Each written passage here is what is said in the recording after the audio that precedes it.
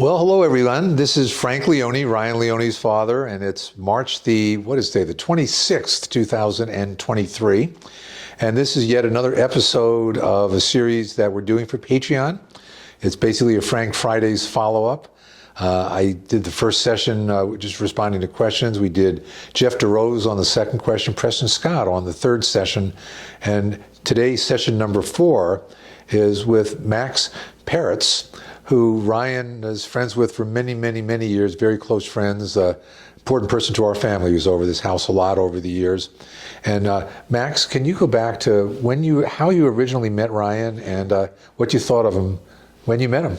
Yeah, I've been thinking a lot about that the last week or two since we've been talking. And my very first memory or recollection is I went to Crane School for 7th and 8th grade. I did not belong there. I didn't have the grades to get in there. I think the only reason I was there, I was like one of maybe 2 or 3 Jews. And I think they needed another Jewish kid in there. I think it really was the only reason I was there. And so they had these dances, and they would mix a couple of middle schools together, and they brought Crane students to Marymount. And I'm not sure who introduced us. I can't remember the person that introduced us. It might have been Preston, I'm not sure. But I had cigarettes that I had taken from my parents, and he wanted them, and he wanted to smoke. And so him and I believe there was someone else there, kind of snuck off and went and smoked a cigarette. That was my first time meeting him. But I do remember hearing his name through other people at Crane that maybe kind of knew him a little bit. And that was 8th grade. That was the first time we met. Well, you and Preston Scott, who we interviewed last week, and Ryan, the three of you really had something in common in that all three of you went to prestigious private middle schools in Santa Barbara, and Crane and Marymount, third one being Laguna Blanca. Mm-hmm. And three of you all would immediately say you didn't fit there, that you were rebels. Yeah. I mean, what in the world were the three of you doing there? Right. So it's no surprise that Ryan became good friends with Preston and you. Yeah. So sort of tell us how that relationship evolved from there. Yeah, as soon as I was out of Crane, we, both Ryan and myself, went to Santa Barbara High School. And we were both hanging out with the wrong crowd in high school. We're both immediately drawn to kids that were years ahead of our class, Right. And we just gravitated towards that. Right. I mean, they looked, it was romantic, seeing people sneak off at school, and it was like already within us to be able to do that. And some of my very first memories at Santa Barbara High School is ditching school with Ryan and climbing up a ladder on these apartment buildings that were across the street onto the very top of the roof. Oh, Sitting up there smoking cigarettes and smoking weed out of an apple pipe. Once we with Jeff, took acid up there on a sugar cube. I mean, we really just did not care about the consequences or the rules. It seemed insignificant. The rules didn't seem like they really applied to us. Certainly didn't apply to Ryan. Ryan was, an arrow flying all over the place. Mm-hmm. He was very strong willed person. Okay.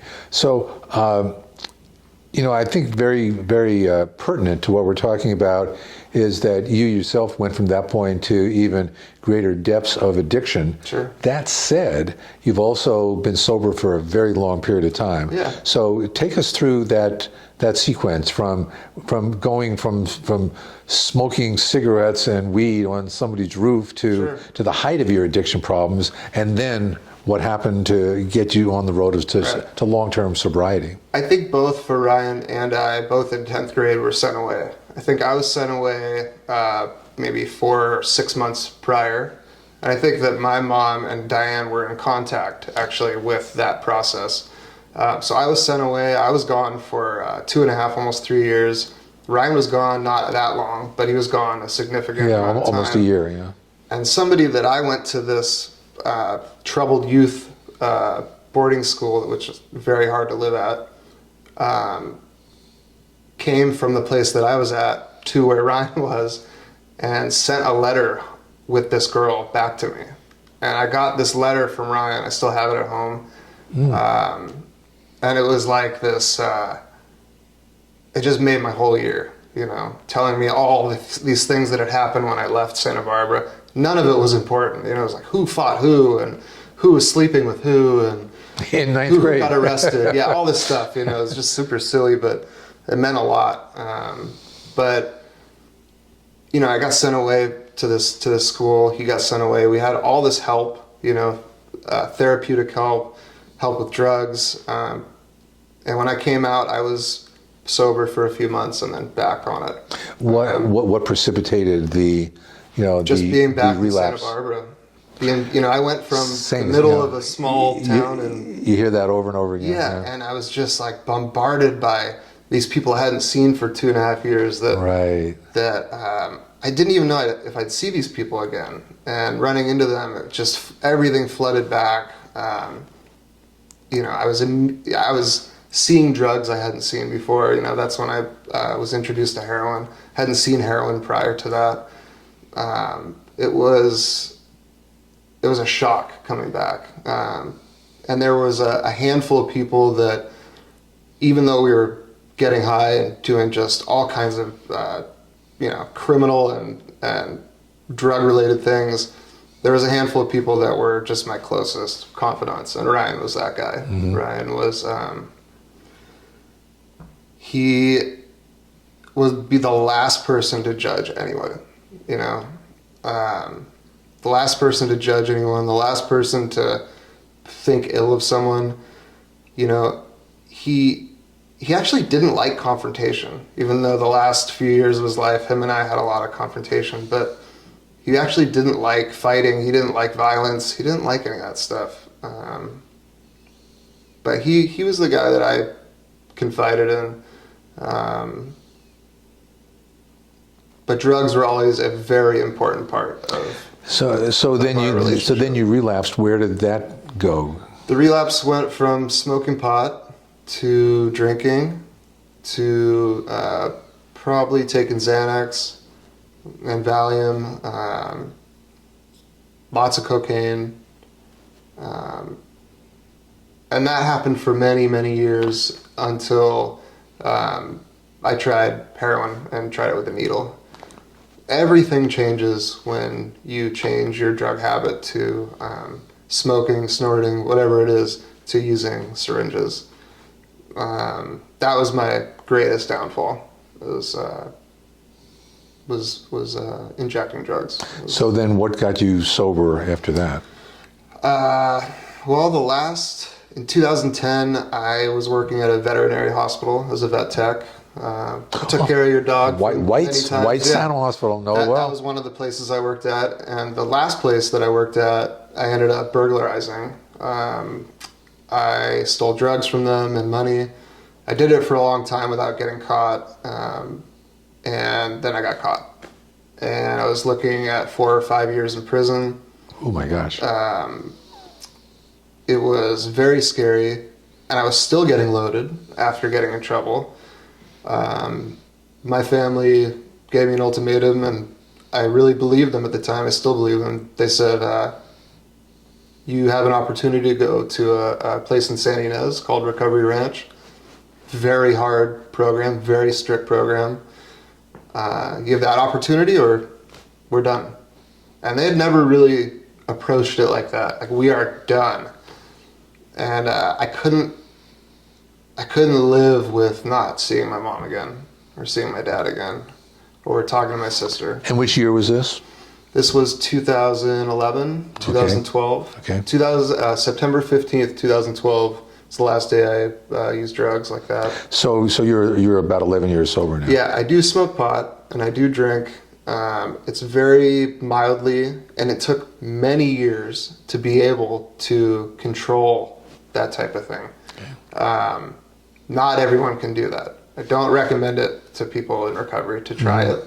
It's not for everyone, but both my wife and I were able to figure out how to live life with doing that. And for the record, you're the father of 3 young boys. Yeah, and boys. you're married to just a wonderful woman in Chandler. So Married, have a beautiful life, and drugs scare the hell out of me, especially now, especially with fentanyl. In 2012, there was no fentanyl on the streets, not that I was aware of, not that I ever saw, and I know that I would be dead. I don't doubt it for a second. the last time that you were in this room, I believe, was in late November of 2017. Right. And in the interview that we did with Jeff DeRose, we talked about that week and that night in particular. Yeah. And I mentioned in that tape that you and Chandler, your wife, although I don't know if you were married at that point yet or not. About to be married. About married. Yeah. And Diane and myself and Karina, the 5 of us, I mean, Ryan's core team. And it's funny, I remember the exact hours, 5 p.m. to 9 p.m. We were in this room, in the living room of our house. And what do you remember about that night? Because it was really... we were all so scared. That's true. He was... just incredibly delusional. No, that's Delusional, for sure. but at the same point had really big things happening. Yeah, very also, big things. Also true. We had a huge project at the Libero. Right. Huge event, raising lots of money, but he just had too many things happening. Right. Which was a constant in his life. He just wanted... he wanted so much. He wanted to do so many things, and it was hard to balance all of that. And the second drugs get involved, even a little bit, then you stop sleeping, and then you stop taking care of yourself. And I think it was a lot of that. Yeah. So I remember sitting here. Do we call the cops? Do we 5150? Do we go over there? What do we do? And we eventually did the 5150, if you can explain that to viewers that don't know what that is. 5150 is basically calling the cops on someone and letting the authorities know that they're not they're a threat to themselves or others, that they, for I believe it's 3 days, should be evaluated in a psychiatry or psychiatric kind of environment. Sometimes it's jail, sometimes it's a little bit of both, but that was our plan. I don't believe it worked well. No, I tell you what happened that night. I mentioned this in the tape with Jeff. Somehow or other, we did call in the 5150, and they went out to find him. And I don't know how they ever did this. Maybe you remember, but somehow they found Jeff and him at Lazy Acres about 9 o'clock on a Saturday night. And Ryan, as is Ryan, talked his way out of it. He was very good at that. Very good at that. Very good with words. Yeah,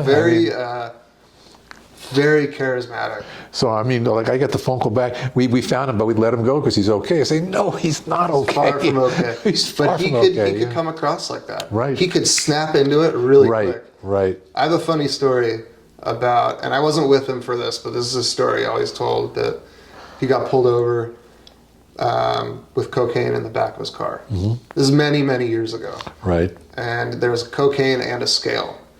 And that's not good. It was hidden in the tire, the spare tire of his car. I think this was the Volvo back in the day. And he got pulled over. The cops searched the car. They found the scale, and they found like a little bit of powder on there, but they couldn't test it. It wasn't enough to test it, but it was definitely sketchy. And they said, well, what's the scale for it? And he goes, oh, I'm a baker.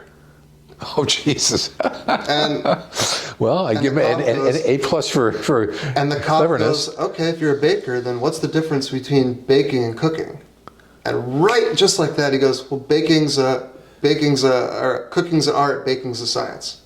And he got off. I mean, how good do you have to be to just switch like that, to have that in the back of your mind? There's very few people like that, From a person that wouldn't have the slightest clue how to bake anything. No, definitely not. I mean, he used to make fun of me for being a cook. Yeah, that's right. Yeah, that's right. You're a professional in that area. But I miss him.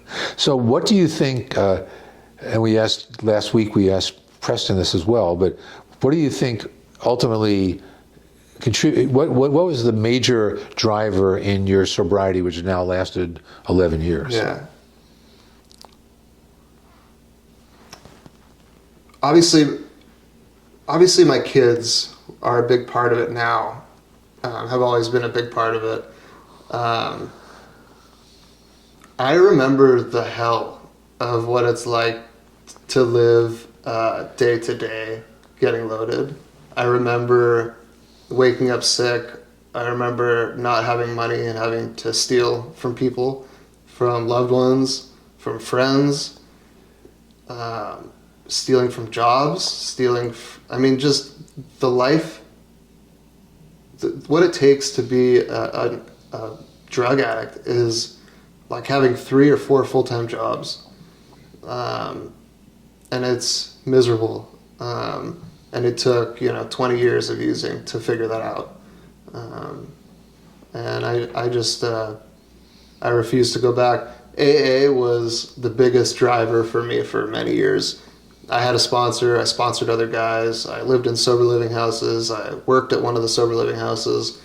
And AA worked for me for a long time until it didn't, which happens for some people, but I would recommend it for anybody that's looking for help. Detox is a must, and AA and helping others probably really important. Right, and there's NA out there as well, Narcotics Anonymous, but I think a lot of people with drug issues still go through AA. AA really kind of covers everything. Yeah, it does. Another good one is CA. CA is Cocaine Anonymous, but it does really cover any mind-altering substances. I always really liked CA meetings. Interesting. Really welcoming. Yeah. Interesting. Yeah. Question I've asked both Jeff and Preston, and want to throw it your way as well, is the classic thing. If you could speak to Ryan for 30 seconds now, Ryan's on the phone, he's talking from some faraway place, the voice is faint, but you have 30 seconds with him.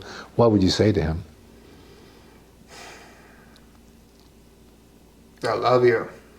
Tell him I love him. And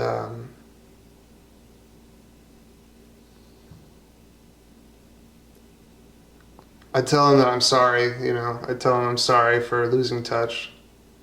We lost touch the last couple of years of his life. That's one of my biggest regrets that I have. Both of us were super stubborn. Yeah, that's a good message for everybody that's watching this. Everybody is just cherish all your relationships, and don't be stubborn about things. If you're still getting high, you lose, you lose everything. You lose everyone. We're all sitting here because we miss Ryan so much. We're sitting here because we love him, and we love Karina and those boys, and you and Diane, all of his friends. And we don't get to see him again.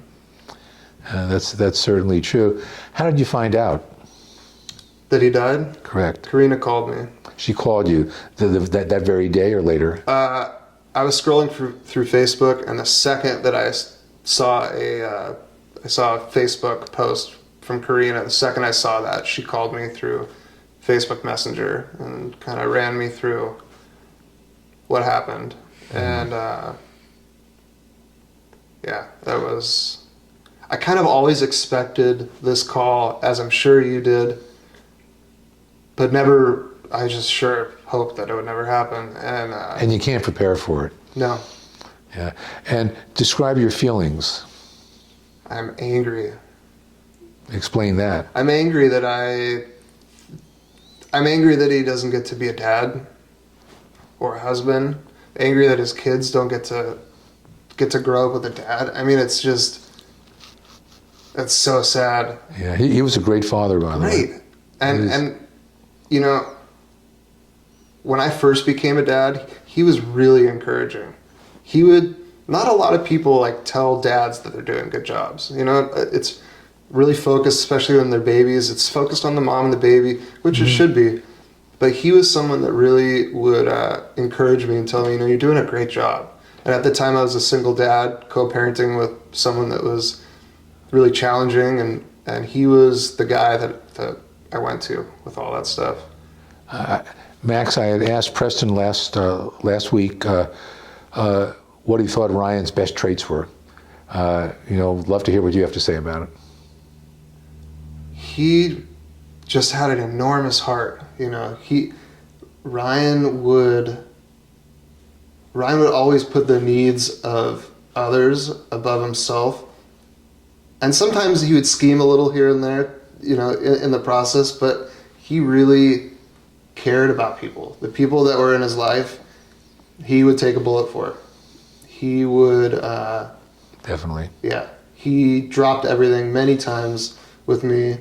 I did the same for him. I would drive down to LA when he was dating someone else, and they would be fighting, and I'd kind of mediate between them, and I really miss those moments. I really miss... I miss his heart. I miss how caring he was. Even when he was sick, he was still just a really big person, really big personality. Yeah, Oh, an amazing soul. I agree with every word you said. A single word. What's the one word that best characterizes? A single word. What word would that be that characterizes Ryan? I would say wild. And The second thing that comes to mind is Hunter S. Thompson. I mean, he, to me, and not just because I am a friend of his and because I love him, but I think, I hope that his work lives on in that way. I hope that his work becomes larger than life. It should. It's that good. Yeah, his first work, last I knew, was about 400,000 copies, which is incredible. It's insane. And then his second novel, which we're going through some final editing on, but we're looking at around June 1st, so it's not that far away. So it'd be great movies. And then the documentary on his life. So there's still, and Seth Ferrante, anybody that saw the memorial service, saw Seth speak at the memorial service, just, well, you were there in person. You know, he's in charge of both those things, and I have 100% confidence in Seth. Awesome. Both in terms of quality and in terms of getting it done. Yeah. So I think we have some good things ahead, and I hope he gets a just due as well. And yes, he loved Hunter Thompson, and I think one of Ryan's great stories is the friendship that he had with Johnny Depp. Yeah. I mean, Johnny Depp. With all these people, there was a lot of celebrities there's that he became friends with. A lot of others, because of his talent. But Johnny Depp, I mean, of all people, and you know, He had dreamed about it. He had dreamed and hoped. I mean, he was the North Star. Johnny Depp's the North Star. Johnny Depp, Hunter S. Thompson, those two are like the North Star in all of our world, but especially in his. And it was amazing. I got a little. I would have closed with a little Johnny Depp story for you. I knew he was all excited.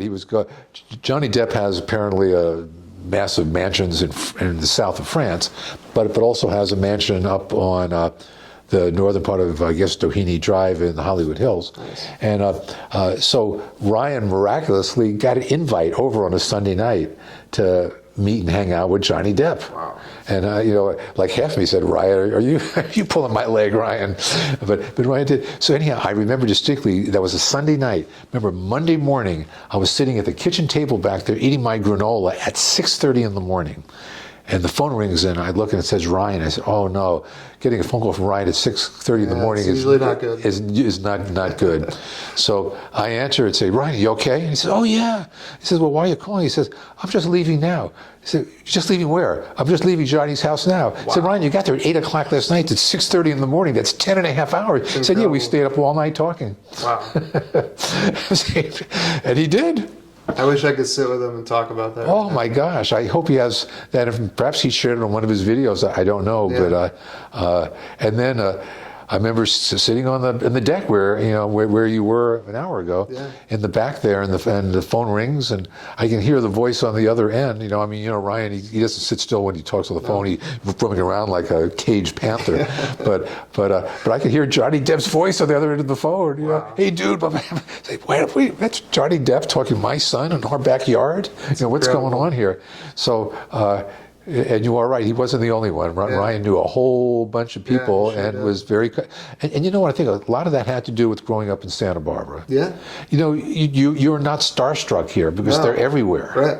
I remember one night back in the day when he was just getting to know you, he got a ride home from what's that guy's name? Why am I not thinking of it? Very famous, Jeff Bridges. Oh yeah. Jeff Bridges gave him a ride back. And Ryan was only 7th, 8th grade. He didn't quite even know who Jeff Bridges was. He said it was this actor, Jeff. I said, Jeff Bridges drove you home? From the point, I guess Jeff. One of his daughters was at the school dance where I met Ryan for the first time. I was just going to say, I bet Jeff Bridges had offspring at Crane. Yep, that's right. Because Crane is sort of It's an amalgamation of Santa Barbara, Montecito. Right. Yeah. And it sort of has its own little tilt toward the creative arts. It does, yeah. And so I bet his daughter was a schoolmate of yours. Yeah, 1 grade under, I think. Right. And you were probably at the same party, and Jeff may have given you a ride back that night. for all we know. I wouldn't remember. Any final comments, especially to the wonderful people that are on the other side of that camera that have been there for Ryan and 8 months later are still with us? Yeah. I think it's amazing that Ryan has people all over the world that still support him. And thank you for supporting him and his family, and his sons, and Karina. I hope that this keeps going forever. I hope that his work becomes larger than life. I hope that I can't wait to see the documentaries and just everything to come from this. He's an amazing person. I wish I could talk to him one last time. Well, that's for sure. And just before the interview, you had mentioned to me that in the last few days you had contributed to the Ryan Leone Foundation. And I want to thank you for that, number one, but I also wanted to let everybody else out there know the RyanLeoneFoundation.org is something that Ryan started before he passed away. And it's dedicated to getting large volumes of Narcan, naloxone, out to the community, to those most in need and settings that would make them most valuable. So I just encourage everybody to take a look at that wonderful website. The gentleman that's taping this on the other side of the camera is Sean Bauer, and it's Sean's website. So and you did a great job, John, with the website. 805 videos in case you're looking for a videographer. Donate. And donate. Every little bit counts. Oops. The little lady in my watch said, "Here's what I found." I don't like that lady. Thank you. You're welcome. And Max, let's stay in touch. Always. I can only be 1% of Ryan, but bring Chandler and the kids over, and we'll hang out for a night. Absolutely. Okay, and the same goes to Preston and Jeff. When you guys are around, there's a little bit of Ryan that still lives, and that's important to me. That's special. Yeah. Okay. Well, thanks Max. Frank. Thank you. Yeah.